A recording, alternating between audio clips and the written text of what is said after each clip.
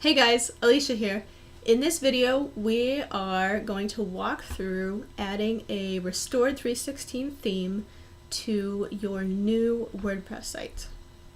Okay, so I'm actually in StudioPress, which is where my files are. So here, I'm going to click on Genesis Framework. Well, I already did it, but Genesis Framework, this is where I'm going to download, and then I went to the list of themes and plugins that I have, and I found my theme, and I downloaded it, and those are zipped files. You leave them how they're downloaded. Now I'm going to go to my dashboard, which is where we were at the end of installing our site in the last video, and I'm going to click on go to Appearance here and click on Themes, and I'm going to click on Add New. Now if you don't already know, alright, so real quick, I'm just going to talk about Restored316 or other child themes. If you have StudioPress, if you use any of their themes, they have the Genesis framework, which is the whole basic underlying structure of the website, all the basic, it's like the foundation, like the cement, like everything that everything sits on. They've created that, and then what they provided with that is that different shop owners can build child themes on top of that, and they can do the CSS, which CSS is what changes the look of it, the design. So when you have different colors, you have things in different places, if the fonts are different, you know, just that design where you coordinate everything that the user sees on the front end, the way that they feel, you know, when they look at the site, all those different elements, that's CSS and design. And that is all in the child theme. And so what they've done is that I can actually have a theme, learn it, get used to it, decide that it doesn't work, and if it's a child theme that's based on the Genesis framework, then I can switch, you know, and buy or get, you know, like a different, some people buy, you can buy a package of themes, but, you know, however you're doing it, you can get a different theme, child theme that's for the Genesis framework, and you can switch. And your posts are fine, everything's there, your information's all the same, your tagline, your settings, your email, like the structure of your site fundamentally is going to be very similar, you know, depending on the child theme. So you can switch it out and then you just retweak it. So the Genesis framework, all that to say, Genesis framework, when you come in here to add themes, it'll prompt you if you don't, but just to think methodically, we're going to start by here, we're going to upload the Genesis, you know, most recent one, and click install, and then we're going to need to install our child theme. So I'm going to click activate. You install it, which means you add it up here as an option for you to see, and then when you activate it, that makes it the actual current one that Genesis is using. So I'm going to upload another one. This time I'm going to click on refined. That's going to be our example here. So I'm going to install it so that now it is up here and it's an option. And if I didn't want to activate it yet, I could return to the themes page and see my different choices and say, oh, do I want to activate, you know, one of these? You know, activate, you can do a live preview. Here, I can do a live preview and see, you know, what this might look like, and it'll take me to the customize view. So if you don't want to make it live yet, you can, and this is great actually for if you're switching from one theme to another, you can say you're on one and you upload a new one, you go over, instead of activating it, you click live preview, and then you come in here and you change a bunch of things, and then you click activate and publish. I don't have anything yet, so I don't need to do that. So I'm just going to go ahead and activate this. There we go. Okay, next step. It's going to prompt you, this theme recommends the following plugins, this list. Okay, go ahead and say begin installing plugins. You're going to click here. It'll click all of them for you. You're going to click bulk action, install, apply. And that is going to get you started with the group, and then you can always decide sometimes you get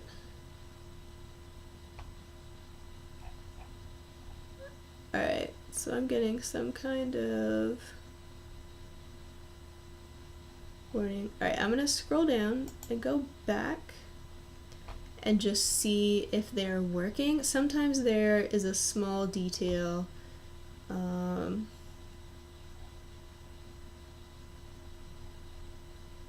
Yeah, hard to know. I'll have to figure out if there's like a, that's probably just a small thing. Okay, we're gonna move forward. Whenever you see an error like that, keep moving forward. With something like a plugin, we're gonna actually, this is gonna get us started with a list that we need for this, and then as we go in and slowly figure out how to use each one, we can figure out if we want to keep it, we can figure out what it's supposed to do, and we can figure out, if it's working. So I just clicked here to click on all of them, right? Now I'm going to click bulk actions. I just installed them, so now they're up in WordPress, they're available, and now I'm going to click activate. I want you to actually activate these and apply them to my site. Okay, the following plugins were activated successfully. There's no plugins left to install, update, or activate, so we've done the list. This is showing us the list of required plugins. That's what's on this page. That's why it's empty. There are no longer any required plugins that we haven't installed because we've installed them. So now you see here it says, so just don't be afraid to read. If something's suddenly like a blank screen, read down here and go, oh, there's no plugins. I already did. Okay, return to the dashboard. So this is going to, okay, this took us back to the dashboard. That's fine. Okay, so appearance. We were in themes, and now that I've clicked on appearance, my submenu is open here. Okay, so we're gonna go ahead and go down, and we've got our themes. The next thing you're gonna do is go to the plugins. At the beginning, don't get overwhelmed. You can, sometimes I just close this and it'll pop up and ask me again that later. Once I'm ready to think about forms, I'll get to that. If you have something like One-on-One or Bluehost, whoever you have, they might have something like here all the time where they've got their branding and their banner. Just don't worry about it, just ignore it. Alright, so here we've got a list of the different ones. Let's go ahead and go do settings. Settings, if you click on, right, so you need to know where the plugins are. You will do a lot with the plugins. They're right here. Right now, I want to keep just getting set up basic stuff you don't want to forget. So go ahead and go down to settings, general, and I've already opened this to take out my email. I don't want it like in this screen share. Okay, so this tagline is going to say like my first, WordPress site or whatever. So this is easy to change. You can start thinking about it. I was typing in here earlier, and so. Alright, so I'm going to put that in for starters. This just has what your URL is. You need to put in your email for admin purposes. This is just so that WordPress can email you about, if there's an update, just like it'll install updates and like let you know if that happened. It will,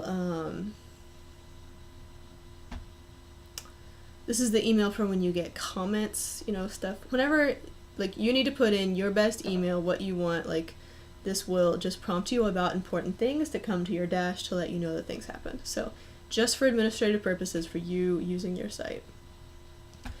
In my experience, you want to leave anyone can register unchecked. That's not really for real people, that seems to be more for spam.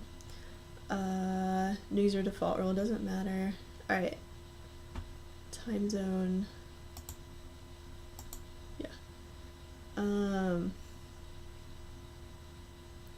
I just leave that. Alright, I leave the date and the time format, and you want to click Save Changes. The two things you need to do on this page are the changing your tagline so that it says that, so that if you forget this and then you share it on social or something, it'll say like Find Our Beauty, and then it'll say like Alicia's first site or something. Something silly when you share with people on Facebook. But don't be scared of that. Move forward. It's part of the process. Pay attention. As you start doing things, just have that mindset of troubleshooting. You're going to find things that are weird, explore them, ask questions, reach out. I've been doing this for a year, and I'm starting to see it's really cool. There's a really cool community of mom bloggers and different people who know different things. So if you're not in some of those groups on Facebook, go get involved, and reach out, Google, ask questions if you've got them. All right, so here, tagline, email address, click save. Something else I want to, okay, so let's go ahead and go to discussion. You can change these settings. I like the default just fine. Right now I have it set, email me whenever someone posts a comment. I recommend until you have incredible volume and you've got an assistant and they can be the one that gets the email about the comment. You want to get emailed when there's a comment, and you want to always reply to your comments. You want to build that sense of community. You want to always reply to people who are interacting with your post, even if they just say they loved it and you say thanks. Like, take the times to type in, THX, thanks. I just put comment author must have a previously approved comment. I find that works well. That means that the first time anybody comes to your site and comments, they'll type it in and it'll say, okay, waiting moderation. And that's where you do need to, if you leave this checked, you do need to pay attention to your email, try, because people like to see that, well, they might already be gone from your site. But until you get that email and approve it, it won't show up on the site. But if you're worried about spam, if you're not sure what you're doing, it's good, you can leave that. You can also just leave it to where anybody can comment, and then you can wait till it's a problem to, take it down. But as soon as anybody has commented before, then all the rest of the times that they come back to your site and comment, then it'll automatically let them because they've had one comment approved, which basically just means that you've confirmed that they're a normal person, like a real person. So you can read some of these other, if you have issues with comments, you can come in here and change some of the settings. You can pick if you want I picked Gravatar logo, so that if your users have a Gravatar, their picture will show. Alright, we want to go to Permalinks. This is important. I did not know what to do at first, and I picked month and name. Okay, so this is for if I write a post for Find Our Beauty that is why beauty really matters, and I write it this month, then if I click here, that URL, the place where that post exists, is going to be the year and the month and the sample post. So 2018/05/why-beauty-matters, whatever. Why beauty matters. What I've learned and become convinced, I don't think there's a wrong way to do this, but it does seem that for SEO, if you're really thinking about SEO, which means SEO is search engine optimization, that just means that when people type in Google for something, that they might find you. I wasn't really worried about SEO for energyformoms.com. I was more interested in writing fun posts that my friends would enjoy and reshare on Facebook and word of mouth, and I was mostly writing about things that I thought, nobody's gonna find me for this because everybody's writing about this, right? Just parenting and motherhood and overwhelm, exhaustion, simplicity, right? Everyone's writing about that. There's no way that someone's gonna type in like something about, maybe how to work from home with kids, but even that, like, other people are gonna come before me. So I wasn't worried about SEO. But there was one I looked in my analytics, and there was one that I actually got some organic traffic from, and it was the post about what it looks like to eat 1,800 calories in a day to lose weight with whole foods. It was like 1,800 calories of whole foods in a day, and I took a picture of everything that I was eating that day on the table, and then so I had this title that was like 1,800 calories on whole foods in a day. What did I eat? So that actually got some organic traffic. So if you're doing that kind of thing, and you're gonna post specific stuff, or if you're gonna post like I'm going to switch to this one for energyformoms.com. I did month and name. So I did this, and either way that you do it, you can add on just your site. Let me click over here and show you. No, that's not it. All right, I'll show later.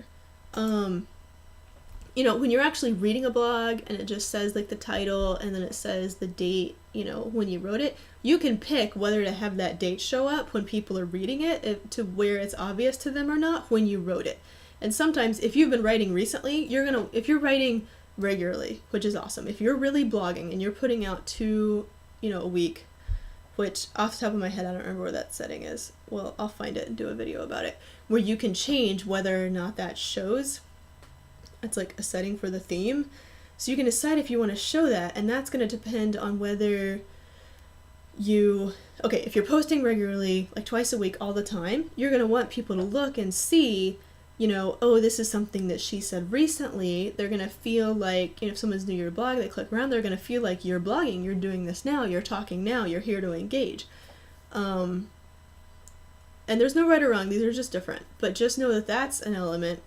But then you might also have, so that's what I did. I did that with energyformoms.com.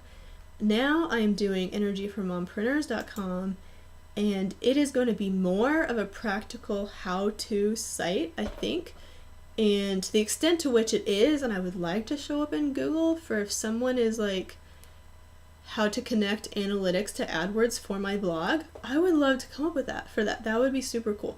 So I'm gonna do videos, and I'm gonna create some courses, and I'm not really sure how often I'm actually going to blog. And so for some things I might want to put the date, but just fundamentally site structure, what are my page names gonna be? I'm gonna do this where it's just /why beauty matters, you know, and I could choose to put in, you know, the post for it to show when I wrote it. But Google is going to look at it differently, and it's better for SEO if you've just got like the content and it's not in like the archive fashion with like the year and the month. Okay, you can also do a custom structure. Alright,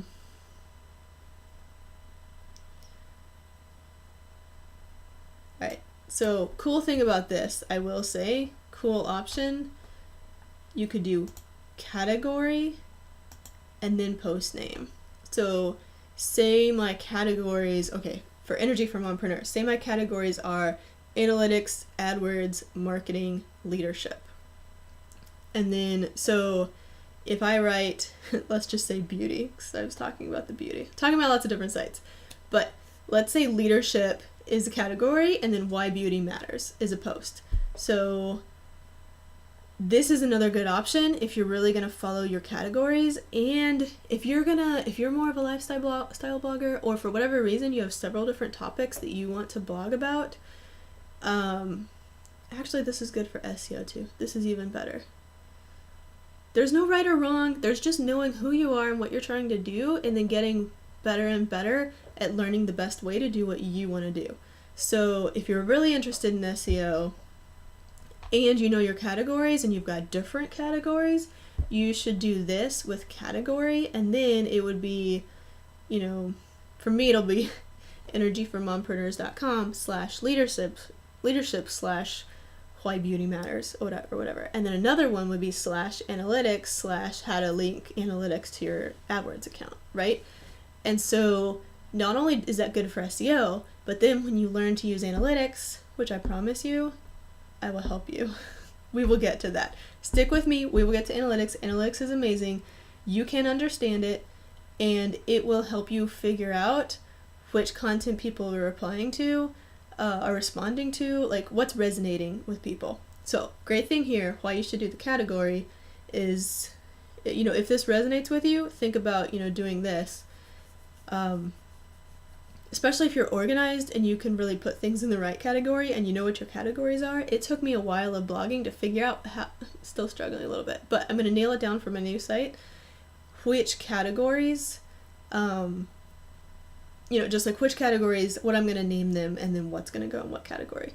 But if you do this here, point is, at the moment, my point in this moment is that in analytics, you can look at how a group of pages do by directory. So by doing this, a directory is this stuff that's in between, so this /, having the category in between there. So if it's findourbeauty.com / leadership / whatever the page name or the post name is, that is the directory in between those two slashes, and it's like a folder on your computer, right? So it's like a folder and you got pages in it, and a folder and it's got pages in it. So then what you can do in analytics is then you'll be able to say easily, you'll do the content drill down and you'll be able to say, okay, or I'll be able to say for mine, analytics, if I put them all in that, if I use this, then I'll have analytics as the category, which makes it a directory.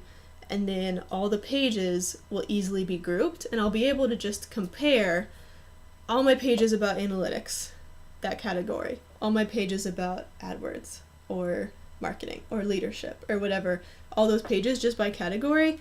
How much did people like these? How much did people like these? How much did people interact with them?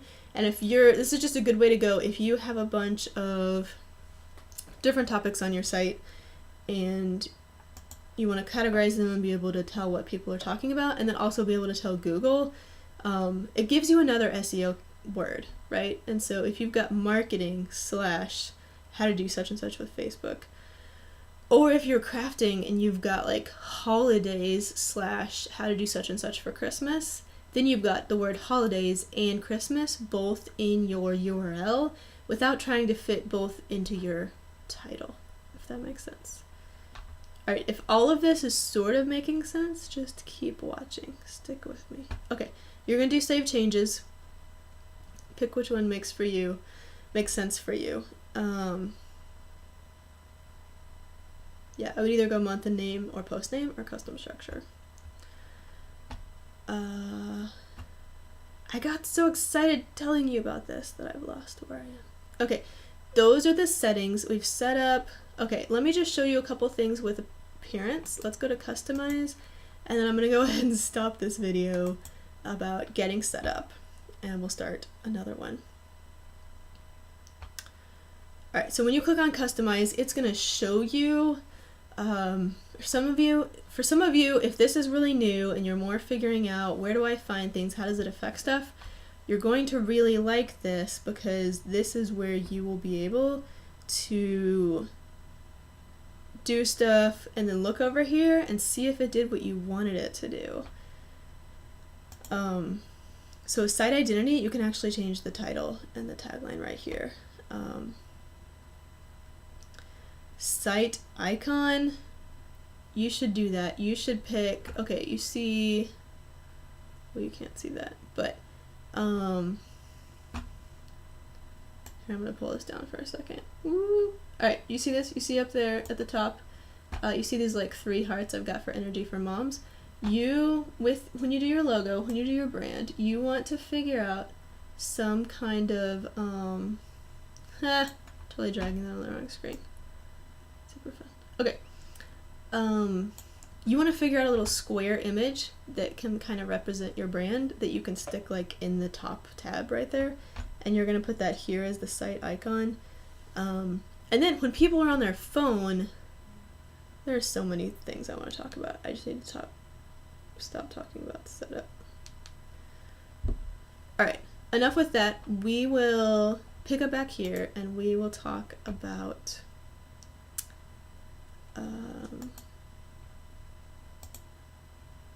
we're going to talk about this and how to put in your images.